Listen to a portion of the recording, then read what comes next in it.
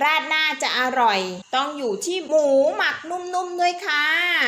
สวัสดีค่ะกลับมาพบกับการช่องดีกว่ากินดินกันนะคะวันนี้การจะมาชวนเพื่อนๆทำหมักหมูไว้ทำราดหน้ากันนะคะหมักหมูนุ่มๆนะคะราดหน้าจะอร่อยต้องอยู่ที่หมูด้วยค่ะ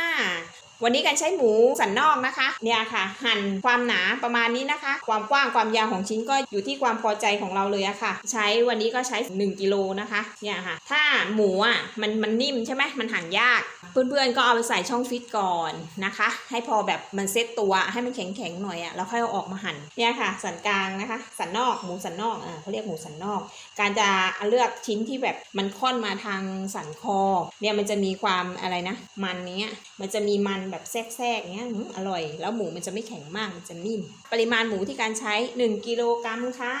ก่อนอื่นนะคะการจะใช้ซีอิ๊วขาวนะคะครึ่งถ้วยตวงค่ะก็เท่ากับ125 ml นะคะใส่ลงไปเลยค่ะเพื่อนๆเนี่ยค่ะหลังจากนั้นการก็จะใส่น้ำตาลทรายนะคะวันนี้การใช้น้ำตาลทรายแดงนะคะประมาณ5ช้อนโต๊ะนะคะ2 3 4เพื่อนๆไม่ต้องกลัวไปนะคะว่าใส่น้ำตาลเยอะแล้วจะหวานใส่ซอสเยอะแล้วมันจะเค็มเดี๋ยวค่ะคอยดูนะคะมันจะกลมกล่อมพอดีเลยอะค่ะตัดรสนี่นะคะแล้วก็หลังจากนั้นก็จะใส่แป้งนะคะแป้งนี้เป็นแป้งมันก็ได้เป็นแป้งข้าวโพดก็ได้นะคะแต่การมีแป้งข้าวโพดจะใส่แป้งข้าวโพดค่ะก็จะใส่ไปประมาณ5ช้อนโต๊ะนะคะ1 2 3 4 5หลังจากนั้นเราก็ใช้มือแล้วนี่นะคะคลุกเคล้าให้เข้ากันนะคะมือนี่การล้างทำความสะอาดเรียบร้อยแล้วนะคะทุกครั้งที่ทำกับข้าวต้องล้างมือให้สะอาดนะคะเนี่ยค่ะนวดไปค่ะนวดคลุกเคล้าไปค่ะคลุกเคล้าให้น้ำตาลมันละลายเลยนะคะ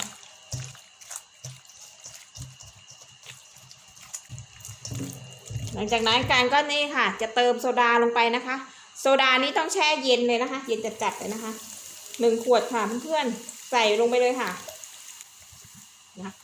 ก็นวดคลุกเคล้าไปค่ะรับรองค่ะสูตรนี้นุ่มแน่นอนเพื่อนๆไม่ต้องตกใจนะคะโอ้โหว่าทำไมน้ำมันเยอะจังเนี้ยค่ะเดี๋ยวไอตัวหมูอะค่ะมันจะดูดน้ำเข้าไปนะคะตอนที่เราหมักไว้อะมันดูดไปจนแห้งหมดเลยค่ะนะคะใช้เวลานวดเลยนะคะนี่เราก็จะได้ราดหน้าหมูหมักนุ่มๆเหมือนตามที่ร้านเขาขายกันแล้วนะคะร้านดังๆเขาขายเนาะเราก็สงสัยโอ้เขาทำยังไงเนาะหมูมันถึงได้นุ่มมากเลยนวดไปสักพักนะคะให้รู้สึกแบบมันน้ำมันซึมเข้าไปในหมูว่าไม่ต้องถึงกับหมดนะคะให้รู้สึกแบบว่าปริมาณน้ำที่ใส่ไปที่แรกอะโซดาที่ใส่ทีแรกอะมันเหลวกว่านะเนี่ยการรู้สึกว่ามันเริ่มแค่นขึ้นแล้วหมูมันเริ่มดูดน้ำเข้าไปเนี่ยเพื่อนๆไม่ต้องกลัวเลยนะว่าเห็นว่าโอ๊ยใส่น้ำตาลเยอะจังใส่ซอสเยอะจังอะไรเงี้ยคือหมักอะมันหมักในปริมาณที่เยอะใช่ไหมพอเราทำกินอะไรเงี้ยมันก็เฉลี่ยกับว่ารสชาติมันก็ออกมาพอดีเลยนะมันจะไม่เค็มไปมันจะไม่หวานมันไม่หวานเจี๊ยบอย่างเงี้ยมันออกมาแบบกลมกล่อมเลยนะเนี่ยถ้าเกิดเราใส่พวกเครื่องปรุงใส่อะไรมันไม่ถึงใช่ไหมหมูมันก็ไม่นิ่มอย่างเงี้ยเราทำกินเองในบ้านในครอบครัวใช่ไหมเราก็รู้อยู่ว่ามันใส่อะไรเงี้ยแล้วของที่มันเราก็กินได้ของในครัวที่เราใช้ประจำอยู่แล้วอ่ะเนี่ยค่ะก็จะเริ่มแค่นขึ้นแล้วนะคะเนี่ยค่ะจากน้ำนี่กันนวดไปแป๊บเดียวเองประมาณ5 นาทีได้มั้งการจะรู้เลยเนี่ยใช้มือนวดก็ดีอย่างเราสัมผัสรู้ได้เลยว่าเนี่ยลักษณะหมูอ่ะเป็นยังเริ่มแตกต่างกับตอนแรกแล้วอ่ะตอนที่ว่ายังไม่ได้โดนเครื่องปรุงหมูจะมีความเด้งๆเลยนะเนี่ยเหมือนการให้แค่นๆประมาณนี้พอละเมื่อสักครู่กันเพิ่มน้ำตาลไปอีกช้อนหนึ่งนะคะเพราะว่าการลองเอามาชิมดูแล้วค่ะมันจะออกเค็มไปด้วยซีอิ๊วขาวหลังจากนั้นกันก็จะมาใส่น้ำมันนะคะน้ำมันนี้เพื่อนๆสามารถใส่เป็นน้ำมันหมูได้นะคะแล้วก็น้ำมันพืชก็ใส่ได้นะคะน้ำมันหมูก็คือมันจะช่วยในเรื่องของความหอมนะคะส่วนน้ำมันพืชมันก็จะไม่หอมนะคะอันนี้ของการจะเป็นน้ำมันกระเทียมเจียวนะคะนี่การใช้อันนี้เลยยังไงก็หอมค่ะอันนี้นะคะพอดีการมีกระเทียมเจียวเหลืออยู่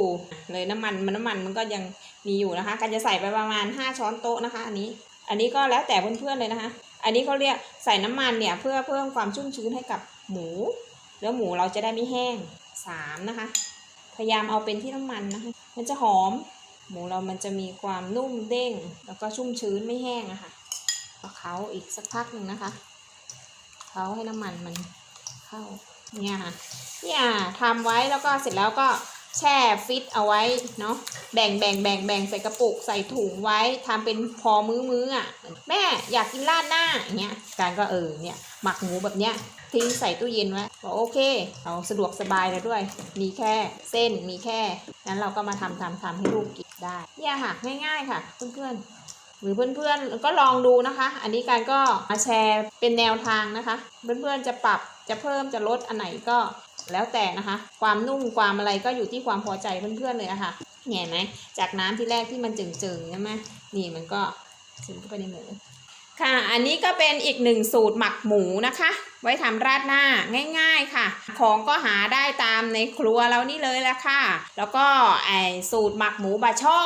การก็ลงไว้ให้แล้วสูตรหมักหมูที่หมักหมูนุ่มที่ไว้ทำสำหรับผัดซีอิ๊วทำซุกี้อะไรพวกนี้ค่ะการก็ลงไว้ให้แล้วนะคะอยู่ในคลิปอยู่ในช่องเพื่อนๆจะสนใจก็สามารถย้อนกลับไปดูในช่องกันได้นะคะนี่นะคะไว้ทำให้ลูกๆทานกันเนาะถ้าได้แบบนี้แล้วเราก็เอาไปแช่ช่องฟิตเลยจ้าแบ่งใส่กระปุกใส่ถุงไว้ทำพอมื้อก็ได้นะคะนี่ค่ะสะดวกดีค่ะการไปฟิตไว้แล้วก็พรุ่งนี้เช้าค่อยเอาออกมาใช้สามารถติดตามการได้ทาง2ช่องทางนะคะเพื่อนๆกันฝากไว้ด้วยค่ะก็อีกช่องทางหนึ่งคือทาง Facebook นะคะทางเพจดีกว่ากินดินค่ะแล้วก็ทาง YouTube ก็นี่เลยค่ะช่องดีกว่ากินดินนะคะฝากเพื่อนๆไว้ด้วยค่ะ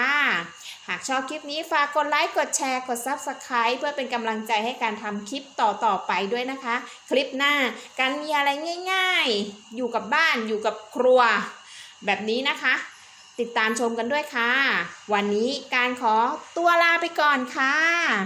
สวัสดีค่ะ